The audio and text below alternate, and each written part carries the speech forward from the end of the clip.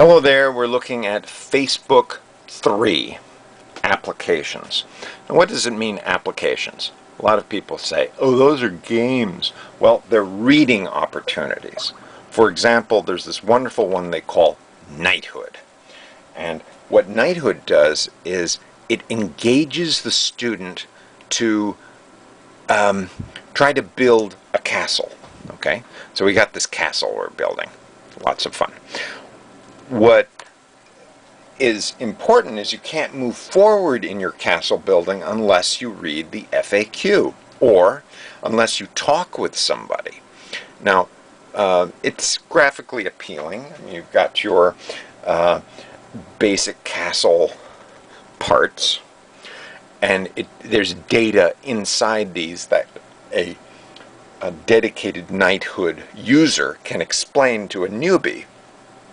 And they can look down. There's a nice number up here. It shows what's expanding in your castle, and it shows how much gold you have and how much power you have, how many people are working with you.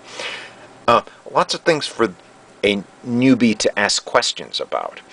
And what I try to do is get time in the media lab so that I put a new person with an old person. They work together on trying to improve the Knighthood. Now, just to give you an example, if you want to expand one of your parts of the castle, you scroll down, choose the parts. Let's say I want to build a bigger wall, and once you've got expand the wall or upgrade a wall.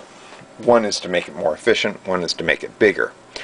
The word recruit is new for some students, and so the activity or the game is helping us build new vocabulary. There's vocabulary in the game that is useful in the outside world. We also this also helps us engage the students with each other, because now you have to invite someone to be part of your castle building. So you bring in people who are not at the school, and they can come in, but then you're also integrating new students into the class by saying, oh, you're new, can you come and help me build my castle? So that's where some of the vocabulary learning is so useful. Now, I promised you a sort of a list of different applications that are useful. I mean, a lot of them can get boring after a little while. The novelty wears off quickly with some of these, because you have to sort of quickly get into what is the purpose of the game. Here's one called cooking. I find this useful when we're doing kitchen vocabulary. Yagura has people all right, it's a game, but what we can say is that this is very good for eye-to-hand coordination. We get into talking about preparing for our third age. Here we are. Instructions to read, and then you have to hit start.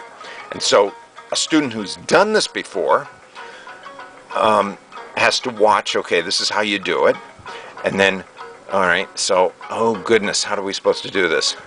Let's see, roll it up. Darn. Do I move this? Nope. I haven't done this one before. No, don't do that. Oh, maybe oh, here it is. Now I have to put salmon on top. Oh, there we go. No. Put the avocado on top.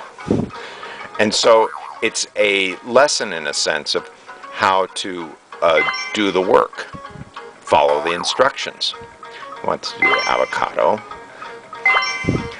Now you're getting first-hand look of how frustrating it is, because we won't get a good score because we didn't follow instructions ahead of time, and I was just sort of reading it as it's done. Place another salmon there, quick! Another salmon before it runs out. Ooh! Now what do? I have to click here to cut, and then I cut it here. Now you don't have to have the sound, right? Haha! I got one done. So what you're doing basically is you're working with your teammate to try to figure out what the next thing is to do on the application. Vocabulary comes in because we are explaining each action, like slice, transfer, roll, and I got seconds left. Time's up. And I got 900 points. That's nice. Applications are a fun way of engaging student attention. And so I would encourage you to look at these aspects of Yagura and other applications. Finally, going again, we're always looking at the profile as a good starting place. Looking at photos really helps students integrate into a classroom, and I can put up tours of our local area, such as the tour of the downtown, lots of different fish, different word vocabulary that I want to practice in class. I can put photos up in a photo album and have the students look at it. Hope this has been a fun activity for you, talking about Facebook, and I encourage you to write to me with your questions. Steve, English teacher at hotmail.com. Okay? Thanks very much for your time. Steve, English teacher at hotmail.com.